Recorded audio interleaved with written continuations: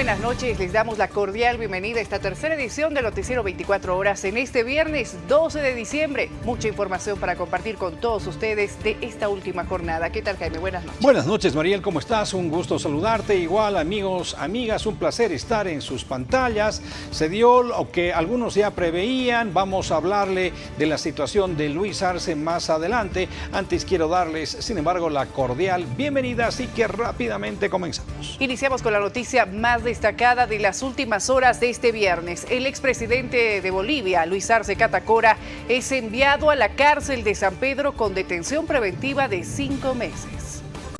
Luis Alberto Arce Catacora deberá de defenderse con una medida extrema de detención preventiva en el penal de San Pedro de esta ciudad por el tiempo de 5 meses a partir del día de hoy. Nos encontramos el día de hoy, 12 de diciembre de 2025, enero, febrero, marzo, abril, mayo. El 12 de mayo de 2026, a horas 10:30, señalamos audiencia de situación jurídica para el ahora imputado. Asimismo, también esta detención preventiva será en el penal de San Pedro de esta ciudad con la finalidad precisamente de que él en cualquier momento pueda solicitar salida judicial para fines de su salud. Además que en este caso régimen penitenciario deberá dar las garantías respecto a su seguridad física y además deberá otorgarle un lugar diferente a las personas sentenciadas. Entonces no se obedeció lo que en primera instancia había propuesto como detención la Fiscalía. 3 meses y en Calauma, ¿no? Resulta bastante benévolo. Le han dado 5 meses y directo a San Pedro, donde ya se encuentra en estos instantes el expresidente Luis Arce.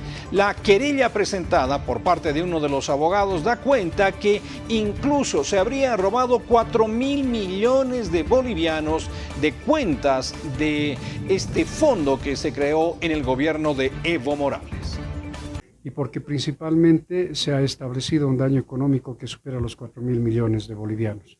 Todo esto ponderado ha establecido que estos 5 meses de investigación y de complejidad del caso vaya a derivar pues en que otras personas también sean investigadas, convocadas a efecto de poder establecer la verdad material de los hechos.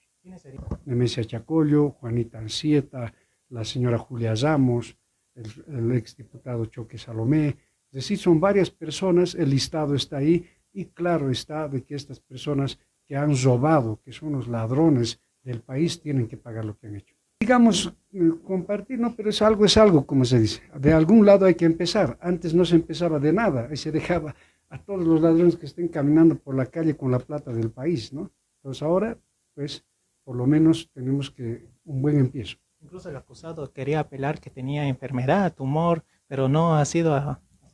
Los documentos presentados han sido desactualizados del año 2017. Creo que ahí ha habido un error de la defensa que no ha podido ser considerada por el juez. Pues Evo Morales es tan responsable como el señor Luis Arce, pero estratégicamente lo metemos al señor Evo Morales y todo el proceso se lleva a juicio de responsabilidades y beneficiados todos los ladrones del fondo indígena. Por eso que aquí no solamente se aplica la ley, sino también la estrategia. Y si la Fiscalía quisiera hacer aquello, sería un hecho intencional. Para Evo Morales hay un conjunto de delitos que ha cometido, asesinatos, robos, narcotráfico, etcétera. Hay mucho campo para juzgar. Vamos a exigir de que se aprenda desde el día lunes a otras personas y que esto continúe para que no pueda quedar en nada.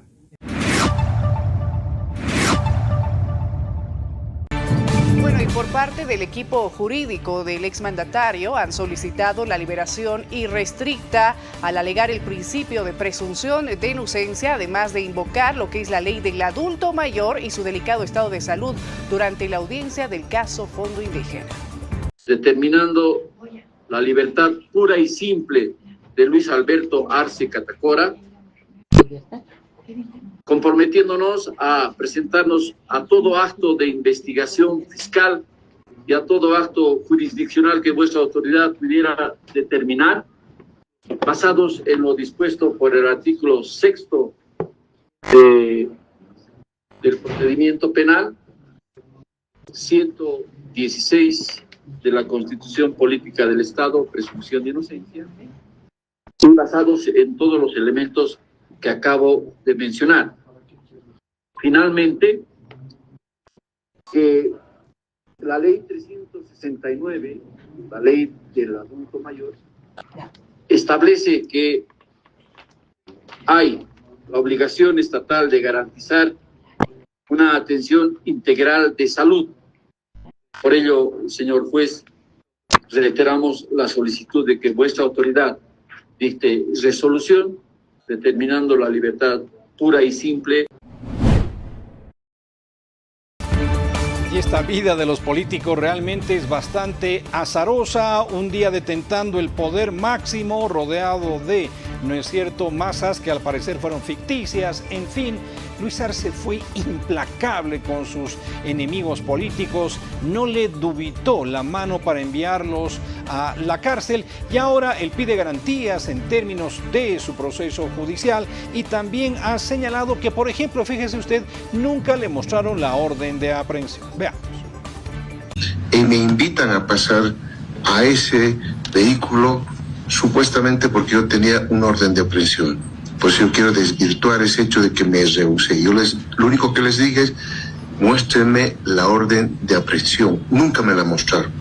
Precisar también que claramente, como lo han leído inclusive los acusadores, que el decreto que establece los integrantes habla de ministerio de Hacienda en esa época y otros ministerios como componentes del directorio del Fondo Indígena. Y eso se debe a que no es una persona, no es el ministro el que participa de las reuniones. Es más, en mi calidad de ministro yo designaba al representante del Ministerio de Economía, al Fondo Indígena y a otras instituciones, porque hay varios directorios en los cuales participaba el Ministerio de Economía, que iba en representación del Ministerio a este tipo de reuniones. Por lo tanto, yo no he participado prácticamente en el 99% de todas, solamente esa que de casualidad se llevó a cabo en Tarija y yo participé, pero yo no conozco el acta de esa reunión del Fondo Indígena, nunca me hicieron conocer esa. También se ha pronunciado al respecto el presidente de lo que es el MAS y PCP, estamos hablando de Grover García, quien ha pedido a la justicia investigar de forma transparente e igualitaria. También ha mencionado a Luis Arce, indicando que debe ser sancionado si es responsable dentro de este caso del Fondo Indígena. Hay que dejar claro el tema de la corrupción en Bolivia. Hay muchos tiktokeros que se jactan hablando por demás, hay muchos políticos que hablan por demás. Hay gobiernos que entran actualmente, sueltan a los criminales y hacen persecución política a alguna gente humilde. Hay que ser claro, la justicia hemos pedido siempre nosotros, las nuevas generaciones, los nuevos dirigentes, que la justicia tiene que ser para todos, no solo para los vamos a decir, sus compadres o sus comadres. La justicia tiene que caer a todos. El caso del expresidente Lucho Arce, yo quiero dejar claro, tiene que investigarse. Si hay responsabilidades, tiene que ser, como dice la ley o la justicia, tiene que ser sancionado. No solo Lucho Arce, ahí tenemos la Áñez, que tiene responsabilidades grandes. Camacho tiene responsabilidades grandes. Hay autoridades, senadores, diputados, presidentes que tendrían que estar investigados. Mira, este nuevo gobierno protege a algunos. El anterior gobierno protege a algunos. No puede ser más. Bolivia necesita aclarar el tema, en tema de la justicia, en tema de la corrupción, a todos, gobiernos, vicepresidentes, senadores, diputados, alcaldes, concejales, se tiene que investigar, pero de forma igualitaria. Eso es lo que exigimos nosotros como corresponde y Lucho Arce tendrá que ser investigado como corresponde y si tiene responsabilidades tendrá que ser castigado. Pero de antemano nosotros ya denunciamos que desvió, por ejemplo, nuestros fondos del instrumento político y eso no se perdona, así de forma, vamos a decir, legítima, no se perdona. De forma legal, nosotros estamos continuando con todo el detalle para que mediante la Comisión Ética Disciplinaria inicie también el proceso que correspondiente.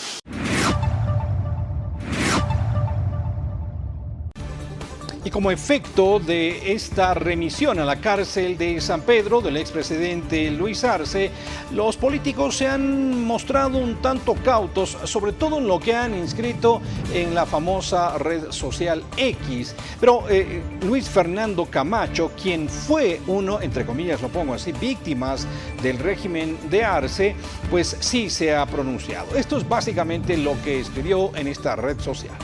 Después de 2 décadas de sometimiento político, la justicia boliviana ha empezado a recuperar su independencia y están dando señales claras de que se termina la impunidad, escribió Camacho. El desfalco de cientos de millones de bolivianos en el fondo indígena está quedando en el olvido, pero el Ministerio Público retomó el proceso y hoy el juez Elmer Laura dio señales de que la monumental corrupción que encabezó Luis Arce no puede quedar en la impunidad y lo envió a la cárcel de San Pedro. Los ciudadanos debemos respaldar este proceso de restitución de la independencia y la institucionalidad de la justicia. De paso, hay que recordar que la democracia siempre vence a la impunidad y al autoritarismo. Así escribió Luis Fernando Camacho en su red social X. En otra noticia que también tiene que ver con la justicia en el país, investigan al jefe de YPFB en Chuquisaca, esto por un presunto enriquecimiento ilícito. De la misma manera, se ha venido a citar también al denunciado, no obstante nos ha llamado la atención y nos sorprende que prácticamente en horario laboral el mismo no se encuentra en su oficina. Se ha ido también a la gerencia de redes de gas para poder verificar si se encontraba ahí, nos han dicho que tampoco está. Entonces prácticamente estamos realizando este tipo de actuados dentro de este proceso investigativo por la presunta comisión del delito de enriquecimiento ilícito. En ese entendido, justamente en función a que se ha hecho conocer una querella del área jurídica de YPFB haciendo conocer los hechos en los cuales presuntamente el distrital de redes de gas habría recibido montos de dinero depositados en sus cuentas y aparte estos montos de dinero no cuadrarían con lo que es el perfil socioeconómico que tiene esta persona en función a un periodo de tiempo establecido en la gestión 2024, aparte de que en función también a lo que son los haberes, sueldos y otras circunstancias, no existe en todo caso un incremento desproporcionado de este patrimonio. Vamos a realizar también otros actuados investigativos, ya se ha dispuesto y se ha diligenciado lo que es la alerta migratoria correspondiente. Vamos a hablar a continuación de temas económicos porque el gobierno está buscando varias alianzas estratégicas. Por supuesto, en su visión de Estado está señalando como principales fuentes de aquello al sector privado. Se ha reunido, por ejemplo, con agropecuarios, con ganaderos del Oriente para acordar algunas políticas que beneficien no solamente a los privados, dicen ellos, sino también al Estado. Proceso, este desafío que tiene el ministerio, que lo voy a presentar en unos minutos, no solo es poder generar un plan de 5 o de 10 años, es poder transformar el país, porque un plan de 5 o 10 años, al fin uno puede hacer una matriz de objetivos y una serie de cosas que se pueden o no se pueden cumplir, pero creo que la visión que yo tengo y que creo que todos nosotros tenemos es de transformar el país. Y para eso necesitamos generar una visión en conjunto. Si pregunto aquí, alguna vez el gobierno anterior nos sentó en una mesa para preguntarnos cuál es su visión de país, cuál es lo que ustedes piensan en los próximos 10 años tenemos que tener como país, creo que nunca nos sentaron en una mesa para hacer eso. Y estoy aquí justamente para hacer eso, para mostrarles una metodología, para mostrarles un trabajo que estamos iniciando y para abrir las puertas y el espacio para que también podamos recoger desde el sector, en mi parecer, el mayor futuro de Bolivia está en la Bolivia productiva. Entonces no solo son 5 o 10 años, es pensar en el tricentenario. El 2026 es el primer año de los próximos 100 años del país y tenemos que transformar este país para que dure 100 años, un modelo diferente, una visión diferente. No podemos volver al pasado, no podemos volver a una sistemática destrucción de nuestras instituciones, no podemos volver a una sistemática destrucción de nuestros valores.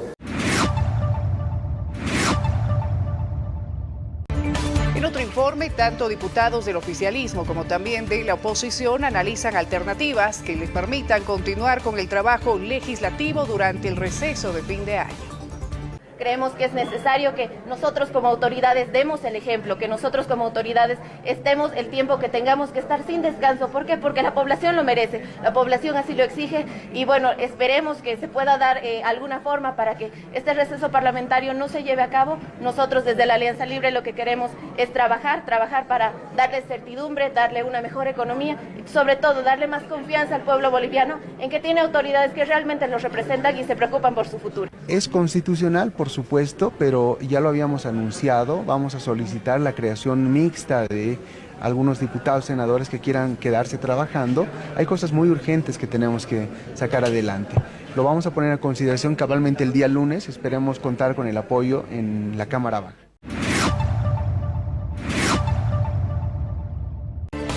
En algunos sentidos, la economía boliviana está superviviendo al fiado, como se diría de manera pedestre. ¿Qué quiere decir aquello? Que, por ejemplo, en términos de combustibles, nos están dando un crédito para tener estos volúmenes que están evitando las filas en las gasolineras, pero también están llegando créditos externos.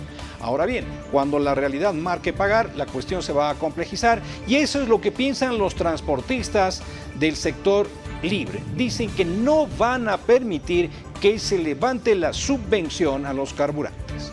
Nosotros como Transporte Libre a nivel nacional y como Federación Nacional de Cooperativas de Transporte no vamos a aceptar que se levante ni un centavo a la subvención. Va a afectar a toda la población usuaria, porque para el chofer va a ser fácil. Si compramos la gasolina a precio internacional, vamos a hacer una ecuación matemática y vamos a decir el pasaje, ejemplo, en La Paz cuesta 6 bolivianos. ¿La población querrá pagar? Yo me pregunto. Para el chofer va a ser fácil, nos desentendemos y el gobierno que se encargue de socializar a la población que el pasaje está subiendo a causa de comprar en un monto elevado la gasolina. O sea, no es sencillo. Esto se trata de poner solución estructural y nos hemos cansado de indicar a las autoridades que la solución está en el cambio generacional de la matriz energética y no así en aquellas situaciones que lo único que van a hacer es afectar a toda la población. Quiere levantar la subvención porque el ministro de Economía lo dijo claro. Vamos a permitir que empresas privadas sean los que importen los hidrocarburos y hemos hablado con muchos de ellos, inclusive con los de la Asociación de Empresas de Surtidores. Dicen, no, pues las empresas quieren importar, pero a precio internacional. O sea, vamos a comprar nosotros la gasolina arriba de los 10, 11 bolivianos. ¿Quién va a dar cara ante la población? Vamos a estar peleándonos entre choferes y usuarios. También se han pronunciado desde la FEJUVE, quienes piden al gobierno nacional fijar el precio del pan. En la ciudad del Alto es una ciudad capitalista, ¿no? Se maneja el libre comercio. Si bien manejamos una yaucha puede valer lo mismo en esta esquina y diferente a la otra esquina, pero lo que queremos establecer que el gobierno tiene la obligación de poner un parámetro que los precios de la canasta familiar no suban. Eso está dentro de la Constitución, que el gobierno debe garantizar la seguridad alimentaria. Y cuando no tienes recursos económicos dentro de las familias, ¿cómo garantizas que esa familia que lleva el pan de cada día a sus casas con el sudor de su frente esté bien alimentado? O sea, el gobierno no está cumpliendo su labor fundamental, ¿no? No vamos a enfrentarnos contra también vecinos salteños. Los panificadores también son nuestro pueblo. En ese sentido, pedimos solamente que podamos consumir el pan de cada día de los que venden 50 centavos, porque si nosotros compramos a 80 estaríamos siendo cómplices y legalizando lo que es ese precio, ¿no? Claro, hay miles de formas. Hay formas con créditos que les puedan dar los panificadores para modernizarse, abaratar costos, que la harina le llegue directamente desde la fábrica al panificador, al precio de fábrica. No siempre la subvención es la solución. Yo les garantizo que el ciudadano, el hermano panificador, tiene ganancias a 50 centavos. No serán las que tenía antes con la subvención, pero sigue teniendo ganancias. Mientras estemos en recuperación económica, que sigan haciéndolo a 50 centavos y luego ya se podrá hablar de un incremento cuando sea cuando de verdad las familias los recursos económicos para sostener a su familia.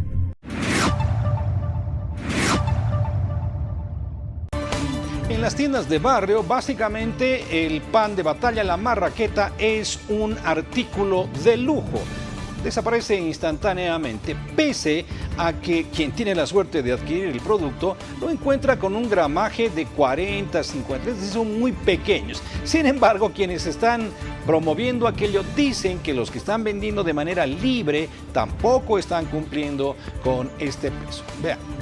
Como sector panificador no tenemos por qué determinar con el gobierno municipal, sino que nosotros hemos venido a explicar de qué manera la población estaba engañada con pan de 0,50 centavos en menor gramaje.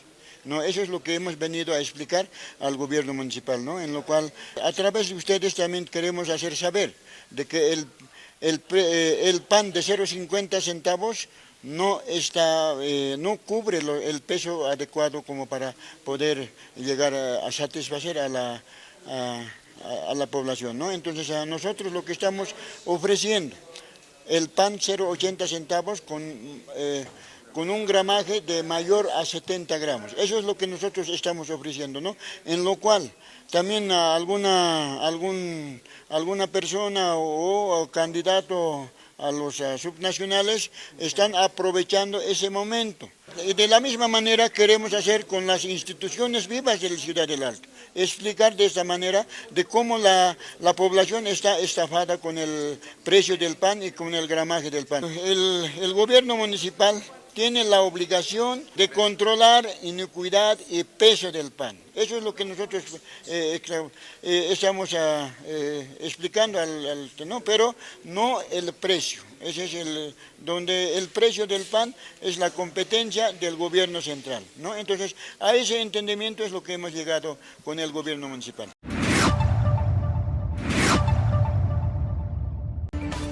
En otra noticia, el viceministro de Coordinación con los Movimientos Sociales, René Flores, ha informado que se acordó mantener los decretos que crearon el Fondo Nacional de Solidaridad y Equidad y también el Comité Nacional de la Persona con Discapacidad.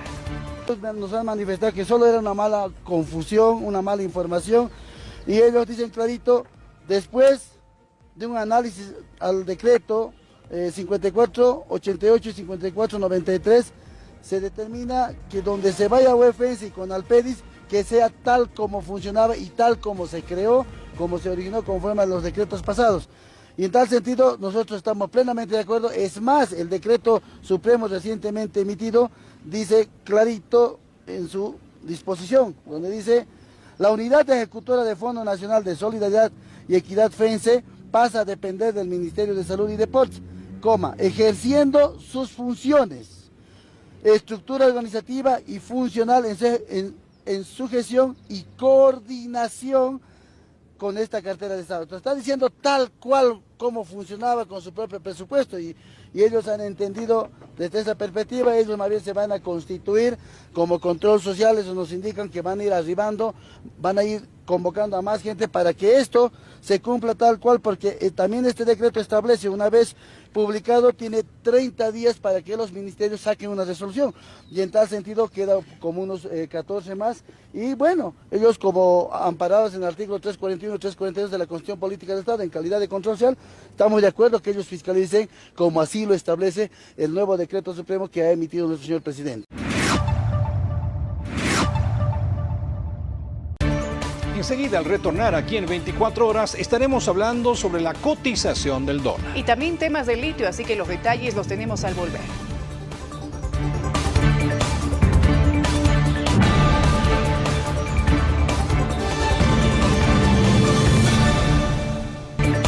Usted se informa junto a 24 horas. Gracias por su preferencia. Vamos a lo que habíamos anticipado. Tiene que ver con la cotización del dólar, que ha continuado descendiendo. Básicamente ya está por rebasar la barrera de los 9 bolivianos y su caída llegaría a los 8. En fin, el tema en cuestión es que esto no está repercutiendo casi inmediatamente en términos de la baja de precios de fundamentalmente los alimentos. Por lo tanto, ante la especulación que podría existir, se piden controles. Es una situación muy complicada, ya que también en diferentes países se ha visto es la misma situación y está bajando la moneda nacional, ¿no? Entonces, por lo tanto, esperamos unos buenos resultados, que siga bajando. Nosotros tenemos las esperanzas que siga bajando a su precio, que era normal, ¿no? 6.96. Seguimos esperando porque realmente necesitamos que nuestra economía mejore. Necesitamos que nuestros precios mejoren, la canasta familiar se mejore, se restablezca como era antes, ¿no? Y nosotros vamos a pedir también al gobierno central toda esta situación, es lo que está aconteciendo hoy en día, ¿no? Del arancel, el tema de los cuentapropistas, de los gremiales, de las exportaciones, que realmente es muy preocupante, de la carne que ha lanzado el gobierno, ¿no? La exportación a Egipto. Entonces, esos temas y muchos más vamos a hablar de hoy día con el gobierno central, para que de una vez nos dé una pronta solución, ¿no? Sí, realmente ha bajado el dólar, pero no ha bajado la canasta familiar, se sigue manteniendo los precios. El aceite lo encuentra, sigue en 100 bolivianos, el arroz, el quintal ya está en 700, pero no baja. En otra información, desde la Central Única Provincial de Comunidades Originarias de Norlipes han presentado el anteproyecto de ley para regular regalías y la transparencia y la explotación del litio en el país. Básicamente, el anteproyecto basa las políticas nacionales de litio. Uno de los lineamientos también está la regalía escalable y una distribución equitativa. También uno de los pilares, transparencia y acceso a la información, la evaluación de impacto ambiental con participación real y la consulta para el consentimiento previo, libre e informado bajo estándares internacionales. Básicamente son esos puntos donde está el lineamiento dentro del anteproyecto de ley de la Central Provincial Norlipes. Se habla de una regalía escalable y una distribución equitativa, según a los precios o los estándares internacionales o los precios internacionales. A ver, el principal objetivo de este es tener un marco normativo, como Norlipes principalmente. Mira, hasta por hoy el litio como tal ya se explota, pero sin embargo también queremos hacer conocer a la opinión pública, no ingresa ni un peso, ni un centavo hacia nuestro municipio, hacia el departamento, hacia Bolivia. Ustedes se preguntarán por qué. Mira, no hay un proyecto de ley y litio como tal ya se explota, pero no hay ni un tipo de regalías. Vamos a un hecho que ha llamado la atención, que se ha registrado en el Aeropuerto Internacional del Alto. Una mujer fue detectada con 4 lingotes de oro. Inicialmente se dijo que estos lingotes tenían una pureza del 88%, pero luego se demostró que tenían de hasta un 90% de pureza. Sin embargo, se dijo que había personal involucrado de Naabol. Naabol, que administra los aeropuertos en Bolivia, ha rechazado esta información, señalando que ni siquiera había ingresado a sus dependencias este metal. Tampoco habría entonces, según este comunicado, algún funcionario implicado. Veamos.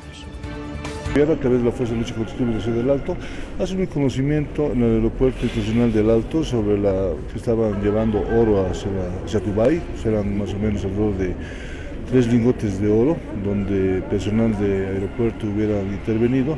Sobre la declaración, mencionaban que la empresa había declarado con un 80% de pureza de oro, pero en el momento los expertos que estaban realizando el control del mismo metal han indicado que tiene una pureza del 90%. En ese sentido, ha sido aprendida una persona de la empresa de Sapsa. Dan 2 personas arrestadas por el hecho de que estaban coadyuvando en la salida de este valioso metal. Una aprendida y 2 arrestados que han puesto su conocimiento del Ministerio Público para sus audiencias cautelares los mismos.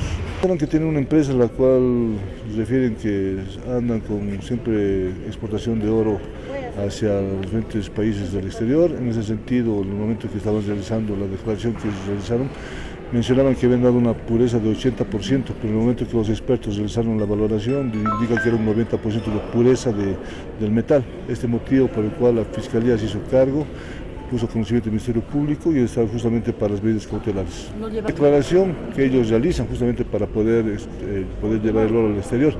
En ese sentido, en el momento de hacer la pericia de la pureza del oro, mencionan que no era lo que se había declarado. En ese sentido, el Ministerio Público ha determinado por el enriquecimiento ilícito y encubrimiento hacia los dos funcionarios del aeropuerto.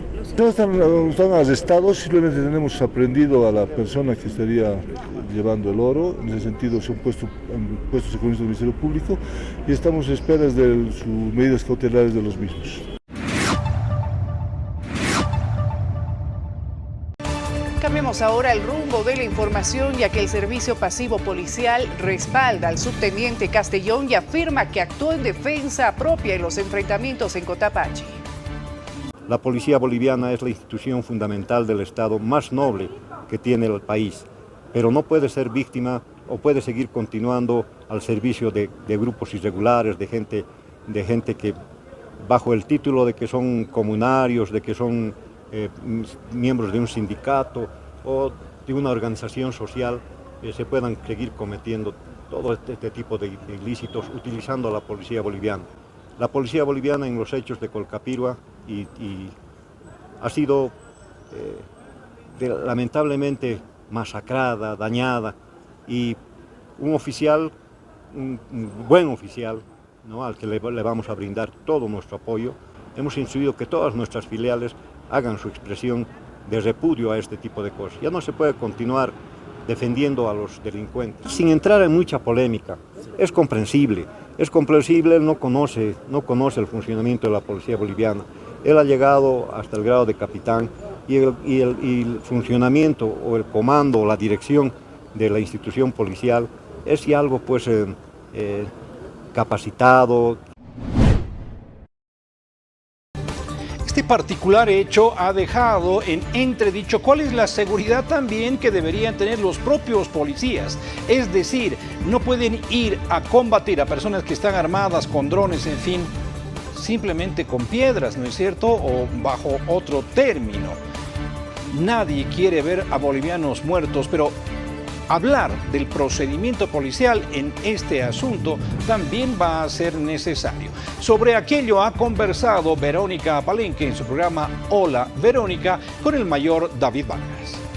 Solo les pido que no me abandonen, no me dejen. Mayor David Vargas, decía el ministro de Gobierno, nunca deberían haber utilizado su arma. Parece que el gobierno ve que el policía deben mandarlo simplemente a morir. Basta de esta situación, exigir al coronel que nos explique si tenían la información de inteligencia y si sabía que tenían armamento, si tenían gasolina, si tenían elementos que puedan generar peligro para los policías.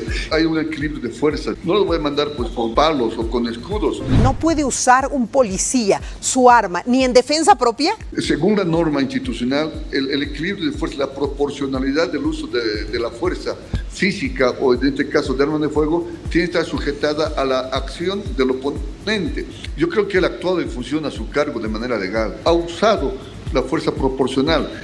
Yo creo que si no ha actuado de la forma como él ha actuado, seguramente uno o más policías hoy día estaríamos velándolos. Antes también se defendían de alguna manera y había muertos a veces de un lado y del otro. Antes el servicio de inteligencia trabajaba muy bien. Tenía el comandante la información correcta para el momento de actuar. Y teníamos también la posibilidad de utilizar grupos especializados para ir y contrarrestar cualquier amenaza con armas de fuego. Pero ahora parece que ese grupo de inteligencia se ha perdido, no funciona o simplemente no valoran lo que reciben como información los comandantes. El ministro de Gobierno debería llamar a los comandantes que estaban al cargo de estos policías, de estos subalternos, y exigirles una información correcta. Cambiamos de tema, ya que en las últimas horas se ha pronunciado el ex viceministro de Coordinación Gubernamental, Gustavo Torrico, quien asegura que la aprehensión en contra del expresidente Luis Arce es una cortina de humo tras el alza de precios en la canasta familiar. No, lo que está haciendo es en realidad tapar y poner una cortina de humo ante la falta de medidas económicas, ante la subida del pan, la subida de la carne, el arroz. Pero también les perdonamos los impuestos a los ricos, a mis amiguitos, ellos no pagan. Jodas el pueblo. Así de simple. De lo que ocurrió en el Fondo Indígena. Se convoca a Lucho Arce, a Nemesia Chacollo y a todos en 2015 y se inicia este proceso. Por eso es que Nemesia va a la cárcel. Por eso es que Julia Ramos estaba en la cárcel. Por eso es que otros más en otros departamentos estaban en la cárcel. Está bien, se han robado la plata, jódanse, pues, así nomás es. Pero no englobes a todos, pues. O sea, tienes que discriminar, eso lo sabe cualquiera que hace uso del derecho penal. No puedes decir, ¿sabes? Si somos aquí 10 y alguien dispara y uno muere, ¿somos 10 asesinos? No. Habrá uno que ha disparado, otro que le habrá dado el arma, otro que le habrá ocultado, y otro que se ha hecho el gil y ha camuflado, no sé. Pero eso tiene que ser así. Entonces, no corresponde.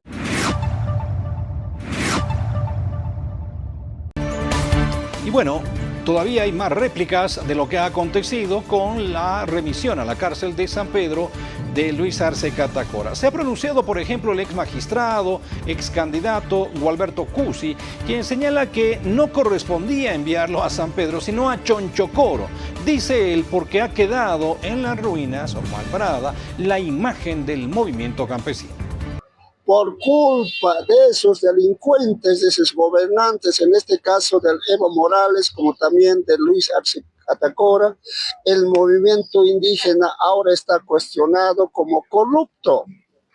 Eso no es verdad, es decir, la base como tal, nada tiene que, pero sí los dirigentes que se han vendido al movimiento socialismo, en este caso se han corrompido y consiguientemente la plata del pueblo boliviano, la plata de los paseños es sagrado. Ellos deben pagar las consecuencias, deben ser investigados y deben ser sancionados ejemplarmente. A propósito del tema, en el programa Hola Verónica, que se transmite a través de Palenque TV, el doctor Eduardo León, en una entrevista en exclusiva, ha revelado la corrupción en el fondo indígena, los involucrados y también las auditorías realizadas.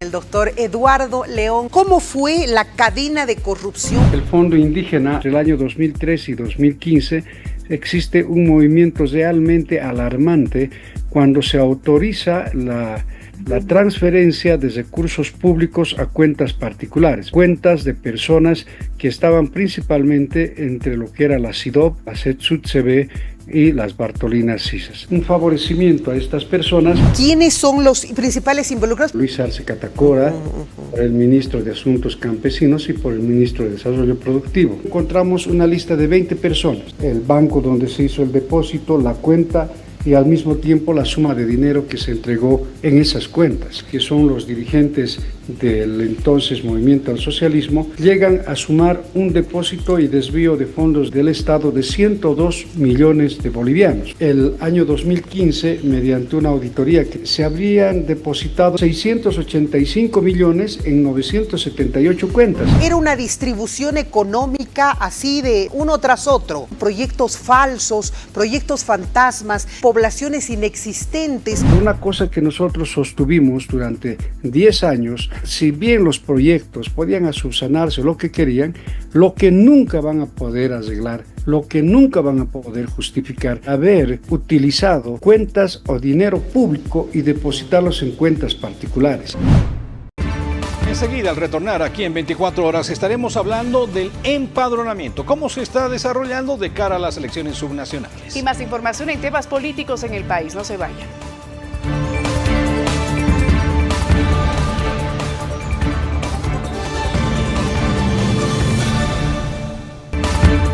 Muchas gracias por seguir junto a 24 horas. Vamos a lo que habíamos anunciado antes de la pausa. Se ha reportado que el empadronamiento actualmente no ha llegado ni al 46% de lo que se esperaba. Los plazos son cortos y dice que no habrán ampliación. Debo informarles que hasta el momento nosotros hemos tenido 139.000 registros en todo Bolivia, de los cuales 96.000 son cambios de domicilio y solamente tenemos cerca de 42.000 nuevos registros. Nuestro parámetro de inscripción alcanzaba cerca de los 300.000. Creemos que los ciudadanos están esperando a último momento, los invitamos que no lo hagan porque ese es el momento en que se llenan las filas, tarda mucho, entonces los invitamos desde ahora hasta el 16 que puedan hacer ese empadronamiento. Recordar que esta actividad no va a ser ampliada. Por el tema del calendario electoral no vamos a poder ampliar esta actividad, por lo tanto volvemos a invitar a los jóvenes que cumplan 18 años a empadronarse para las elecciones subnacionales. En el marco de esa instrumentalización que se hizo de la justicia, de lo que se conocía como amparos constitucionales, acciones de esta naturaleza, pues se está pidiendo a la Comisión de Constitución que hagan una evaluación casi perfecta para que no haya amparos precisamente que vayan a frenar las elecciones. Todavía no, pero es importante cumplir en el marco de la ley y que estas resoluciones sean argumentadas, fundamentadas. Es decir, la impugnación se basa en que hay alguna falencia en la etapa de revisión de requisitos habilitantes. Si el postulante ha obviado, no ha presentado una certificación original o legalizada, en esta etapa de impugnación no puede adjuntar. Por lo tanto, se ratifica su inhabilitación. Es eso lo que se está revisando en esta primera etapa. Requisitos. No podría haber amparos, entonces, claro. Por ahora no, mientras las resoluciones estén en el marco de la ley, pero por experiencias pasadas, como las judiciales, es mejor hacer un trabajo impecable y evitar ese tipo de problemas. ¿En consecuencias hay un amparo? Evidentemente, tenemos plazos fatales que cumplir. La comisión tiene la labor de darle la institucionalidad y el cumplimiento hasta el 19 de diciembre.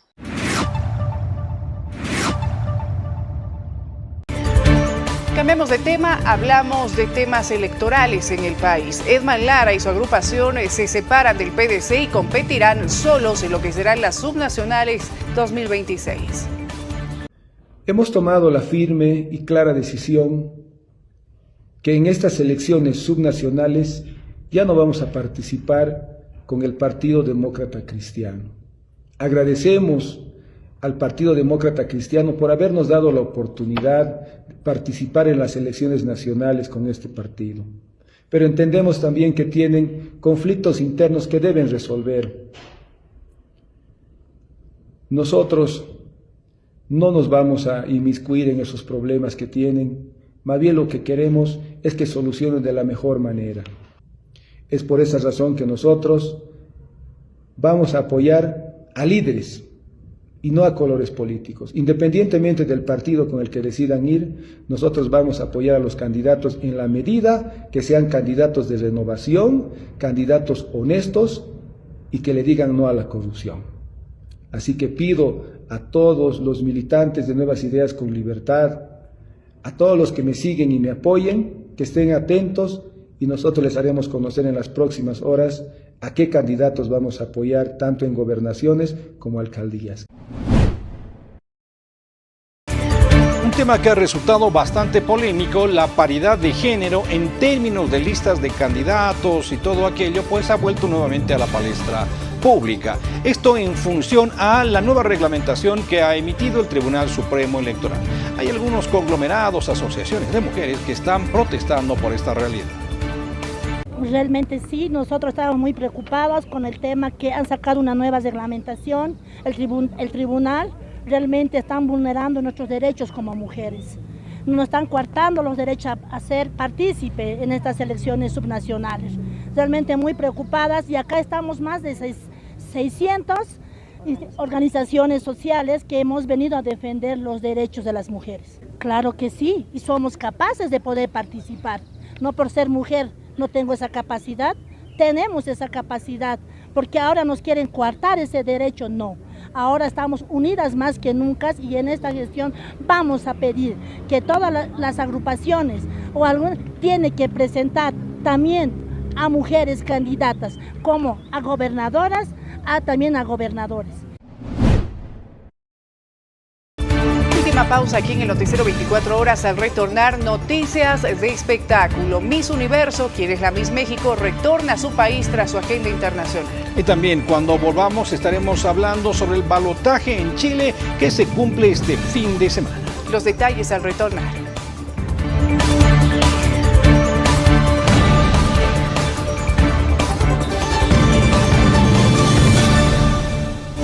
Muchas gracias por seguir junto a 24 Horas. A continuación, quiero reportar. Siga enviándonos sus mensajes, sus videos a nuestra línea de WhatsApp 699-55-470.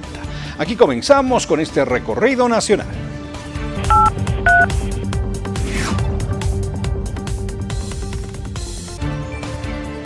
Nos informan desde La Paz. A través de las siguientes imágenes reportaron retiro de cables que se encontraban en desuso. Sucedió en la calle Colombia entre Murillo y Mariscal Santa Cruz. Vamos hasta Cochabamba, Transeúntes destacaron la reanudación del recojo de basura de las calles, hecho que generaba molestias para transitar. Vamos al panorama internacional de las noticias. Hay muchos hechos que están sucediendo, sobre todo en el Mar Caribe, que tienen que ver con Donald Trump. Algunos dicen que ya, junto a Maduro, han negociado su salida del poder y se iría a uno de esos países de la ex Unión de Repúblicas Socialistas Soviéticas. Vamos a tener el detalle, pero también la presión es muy fuerte en torno a este procedimiento que está aplicando la potencia del norte para lograr esta conclusión de este gobierno de corte de lo que se ha denominado socialismo del siglo XXI. Han confiscado varios barcos petroleros, un daño económico muy fuerte entonces a la economía venezolana. Eso y mucho más en este compacto internacional de las noticias.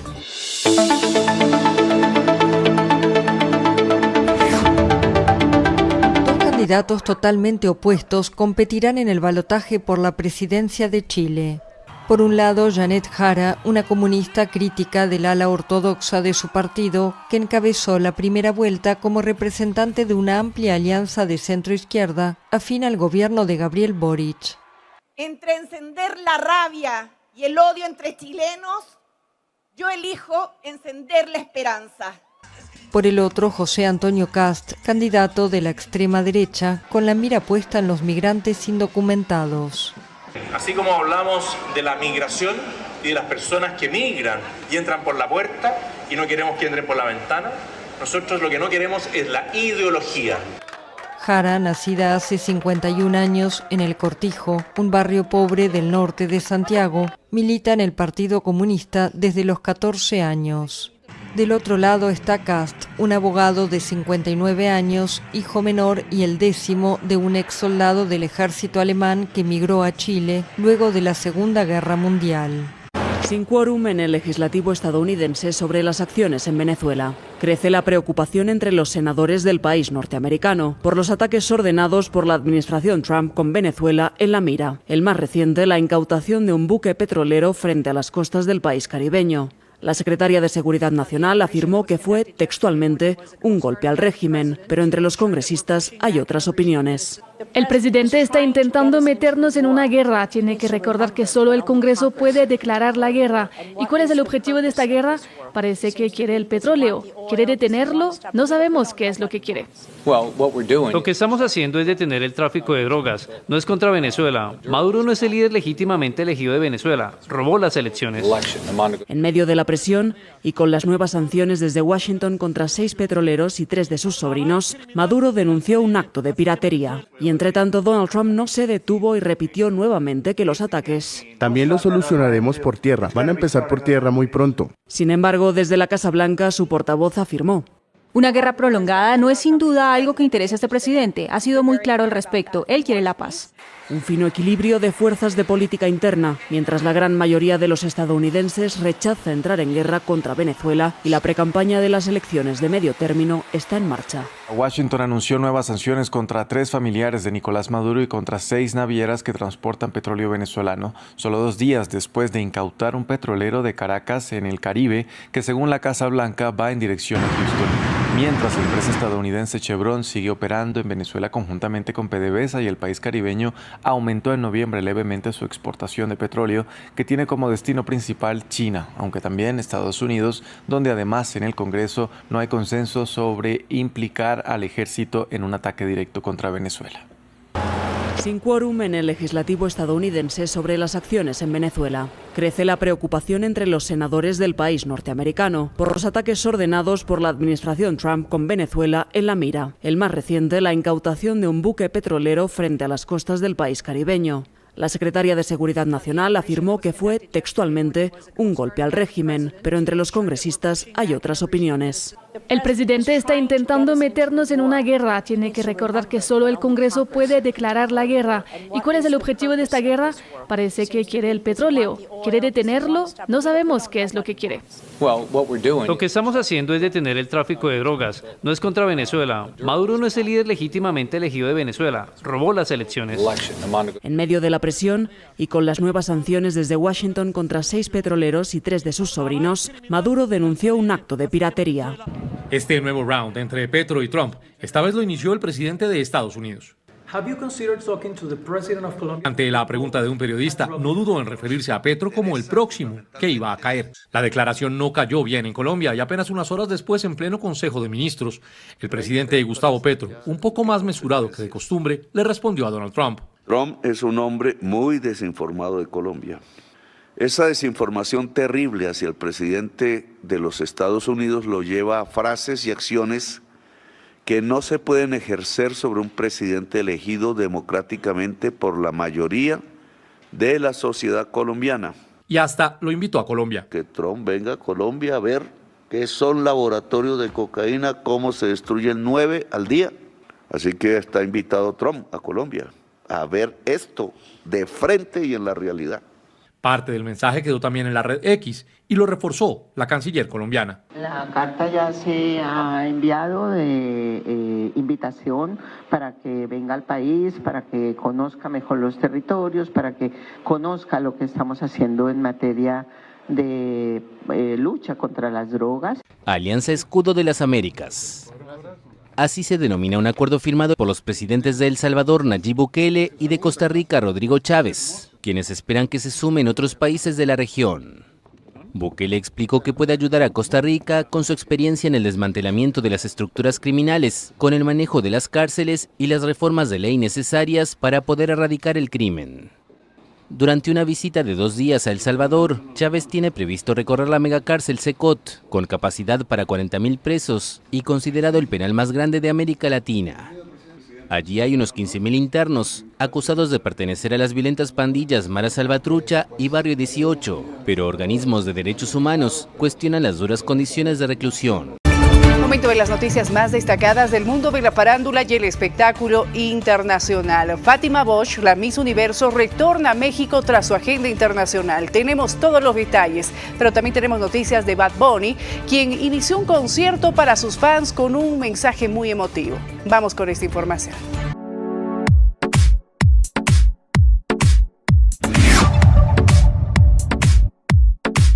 Fátima Bosch regresó a México poco más de 2 semanas después de haber sido coronada Miss Universo 2025. Sin embargo, su llegada al país estuvo lejos del recibimiento alegre que suele haber con una ganadora. En lugar de aplausos y cámaras, la tabasqueña intentó pasar inadvertida en el Aeropuerto Internacional de la Ciudad de México, cubierta con una sudadera amplia, capucha, gorra y lentes oscuros. El pasado 21 de noviembre, Victoria Cair-Televic le colocó la corona que la convirtió en la 4ª mexicana en obtener el título, sin saber el problema que estallaría después de su triunfo, aunque hace unos días Bosch había anunciado con entusiasmo en redes sociales su regreso tras la polémica entrevista que tuvo en Telemundo en la que fue cuestionada por la demanda que puso en su contra Nawat Itzaragrisil, director de Miss Universo Tailandia. Dejó de hablar públicamente sobre su llegada. Aún así, no pasó desapercibida. El programa Ventaneando y otros medios la esperaban en el aeropuerto. Al notar la presencia de reporteros, Bosch reaccionó sorprendida y evitó las cámaras, girando el rostro y dándoles la espalda. 2 agentes de seguridad trasladaron su equipaje al vehículo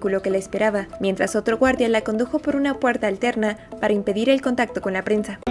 Pensando en lo que pudo haber sido, en errores del pasado, lo que ya pasó no se puede cambiar y nadie sabe lo que va a pasar mañana. Lo que sí podemos hacer es aprovechar el ahora, este momento que estamos teniendo. Valora este momento. Valora a las personas que están contigo aquí a tu lado, los que vinieron contigo, los que te aman tal y como eres. Bad Bunny trajo Puerto Rico a miles de fans que asistieron a su primer concierto en la Ciudad de México. El orgullo de Benito por Latinoamérica no es algo que se oculte. El boricua dejó claro que su misión era la comunión entre Puerto Rico, México y todos los pueblos latinos. La velada estuvo dedicada a las vivencias y la nostalgia, algo que reforzó con su primera invitación al público, que no dejaba de gritar con su presencia en el estadio GNP.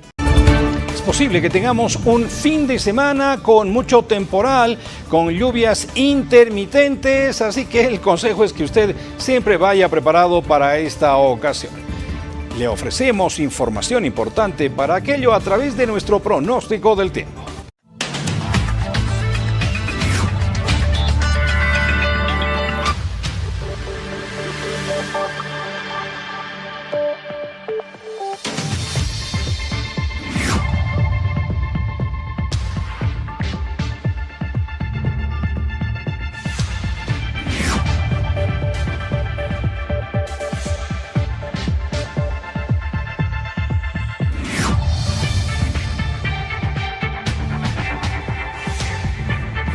Actualizamos la información en las redes sociales. Pasamos a revisar la plataforma X.